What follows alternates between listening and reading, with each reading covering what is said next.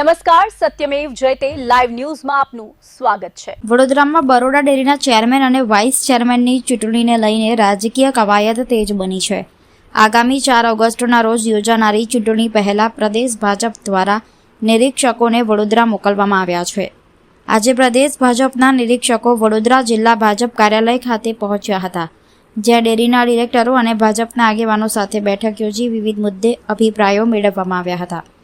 બરોડા ડેરીના ચેરમેન અને વાઇસ ચેરમેનની ચૂંટણીને લઈને વડોદરામાં રાજકીય ગરમાવો જોવા મળી રહ્યો છે।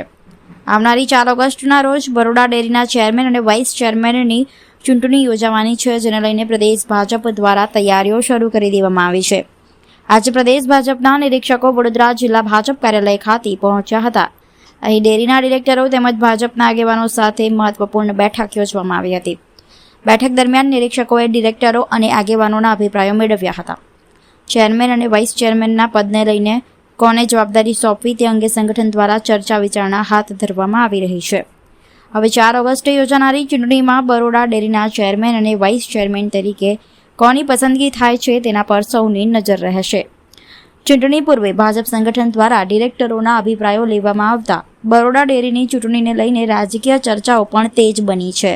ઘણા સમયથી પાર્ટી ચૂંટણી આપવાનું વિચારી રહી હતી, પણ પાર્ટીના આપ સૌ જાણો છો કે ખૂબ પહેલા સ્થાનિક સ્વરાજ્યની ચૂંટણીઓ આવી, પછી બીજા અગત્યના કાર્યક્રમો આવ્યા અને એટલા માટે જ આવા વરસાદના ટાઈમે પણ 4મી તારીખે આવી છે ત્યારે આ બધું ગોઠવવું। ધારાસભ્ય સામે પડે એવું મારું માનવું નથી। કોઈ પણ સંસ્થા હોય તો ધારાસભ્યનો મત જુદો હોય, એમની માગણી જુદી હોય તો એમને માગણી કરવાનો અધિકાર છે।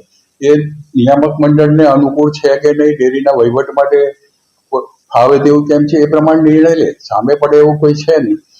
હા, એમને અને એ બી જે ધારાસભ્યની માગણી હતી એ પશુપાલકોની માગણી માટે જ હતી અને ડેરી નિયામક મંડળ બી એ માટે વિચારતું। પણ ઘણી વખત વહીવટમાં આપણે જ્યારે બેઠા હોઈએ ત્યારે સંસ્થા માટે પણ કેટલું હિત એમાં સમાયેલું છે એ જોવું પડતું હોય છે અને એ પ્રમાણે નિર્ણયો લેવા પડતા હોય છે। બાકી ધારાસભ્યો અને ડેરીના સાથે મળીને જ કામ કરતા હોય છે। વાદ વિવાદ હોય છે।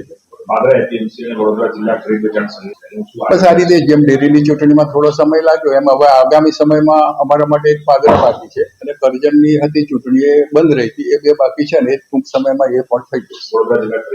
ના, આગામી ટૂંક સમયમાં સ્થાનિક સ્વરાજ્ય કે સહકારી જે કંઈ બાકી છે એ બધી ચૂંટણીઓ પાર્ટી દ્વારા પૂરી કરવામાં આવશે એવું અમને જાણ કરવામાં આવશે।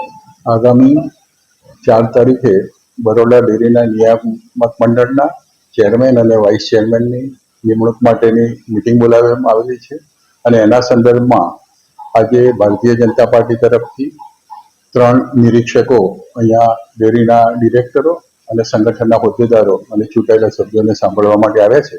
નિરીક્ષકોમાં આદરણીય શ્રી પૂર્ણેશભાઈ મોદી સાહેબ, જે ગુજરાત સરકારના પૂર્વ કેબિનેટ મંત્રી છે, શ્રી રમણભાઈ પટેલ, જે અત્યારે ખેડા જિલ્લાના પ્રભારી છે, અને દુષ્યંતભાઈ પંડ્યા, જે બનાસકાંઠા જિલ્લાના પૂર્વ પ્રભારી હતા। તે સૌ ચૂંટાયેલા સભ્યો, ધારાસભ્યો, સંસદ સભ્યો, જિલ્લા પ્રમુખ, પ્રભારીશ્રીઓ આ બધાને સાંભળશે। બરોડા જિલ્લાની સાથે છોટાઉદેપુર જિલ્લો પણ ડેરીમાં સંકળાયેલો છે, એટલા માટે છોટાઉદેપુર જિલ્લાના પ્રભારી, પ્રમુખશ્રી, ત્યાંના ધારાસભ્યો, સંસદ સભ્યોને પણ આ સાંભળશે અને સાંભળ્યા પછી એમનો રિપોર્ટ પાર્લામેન્ટરી બોર્ડમાં આપશે અને પાર્લામેન્ટરી બોર્ડ જે નિર્ણય લેશે એ ડેરીના ચેરમેન અને વાઇસ ચેરમેન તરીકે